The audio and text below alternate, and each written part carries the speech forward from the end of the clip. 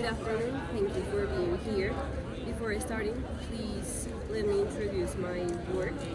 Paula, Natalia, Mariana, and Virginia. Working on the research project entitled Speech Acts in EFL Classrooms, Effects on High School Students' Engagement. First, this research focused on analyzing teachers' discourse and the way it had an effect on students. Due to this reason, I think that it is important to highlight that when teachers talk in front of the students, this influences not only their engagement but also their motivation and their participation. In that way, we created the main objective, which is to explain the effects of the speech acts that EFL teachers have on students, which also leads us to what types of speech acts do EFL teachers use in high school and what are the effects of these acts on the EFL students' engagement, being this our research question. Before continuing with the other information related to our project, I would like to provide a little bit of the context in which we worked on. This was private school located in the north of Bogota, which focuses on teaching students teaching students a way in which they can improve the four skills needed for English, and they also, the school, intends to remark that it is pretty important to use English not only in classroom but also outside of it. Now, to understand the effects that teacher discourse has on students' engagement, we selected three constructs. The first one being pedagogic discourse, the second is speech acts, and the third is students' engagement. Basically, pedagogic discourse is being understood as the way teachers use the language to transmit knowledge in an educational environment or context. Also, within this framework, speech acts provide us lenses on how the language functions in a classroom. That means that in this context, is basically telling us that the teacher's words has an effect, of course, and guides the students throughout the learning process.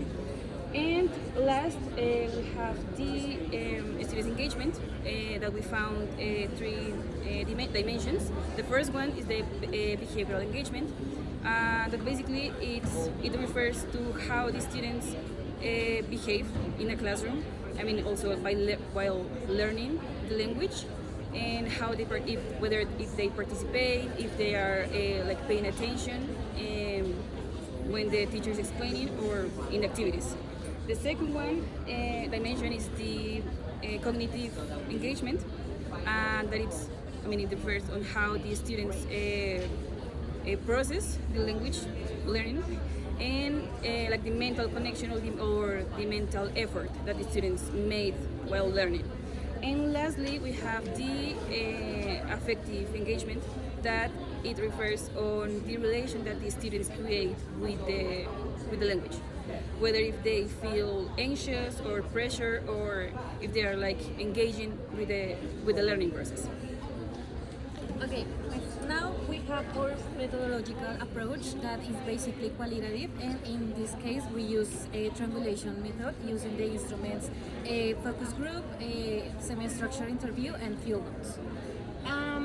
Our research is a case study because we analyze in a real context how the pedagogical discourse works and its effect on the students' engagement and in their foreign language acquisition. Now, we realize that in the educational practices never exists like a neutral, because always within a classroom exists the authority and the control over the students' participation. We decide to observe 7 classes, implementing in the first one the semi-structured interview and the focus group to get like a context about the participants.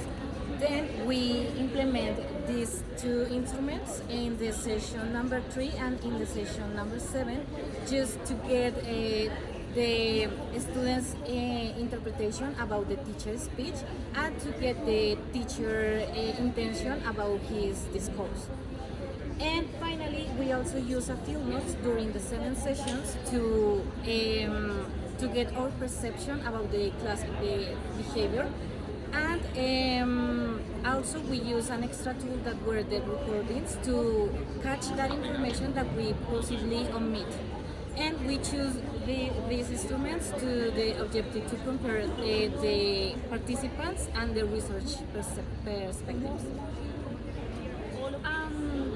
When we were collecting our data during the observations, we used selective coding to gather that specific data that was going to be useful to analyze the interaction between teachers and students.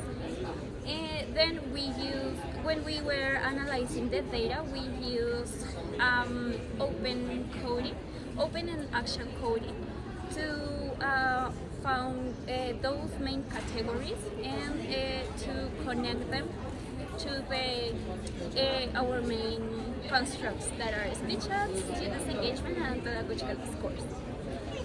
And finally, with our results, we found that during the class, the most frequent speech act used was the directive one, because it includes giving instructions, asking questions, requiring actions, and managing behavior.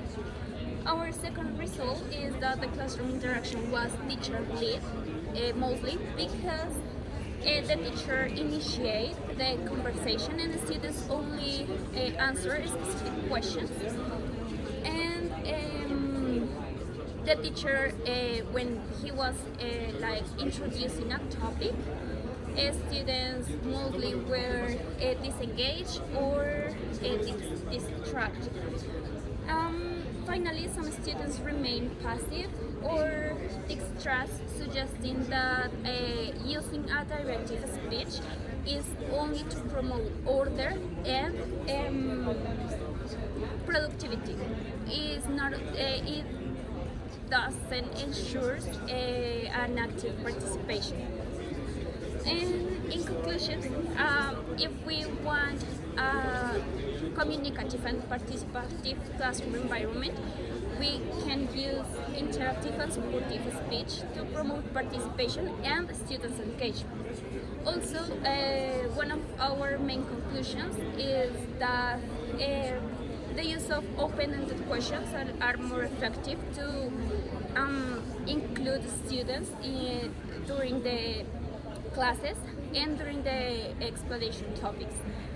Finally, we need to be aware about our tone and our intention when we are communicating with our students, because those aspects has an effect in behavioral, cognitive, and affective students' engagement. And that's it. Thank you so much. Do you have questions?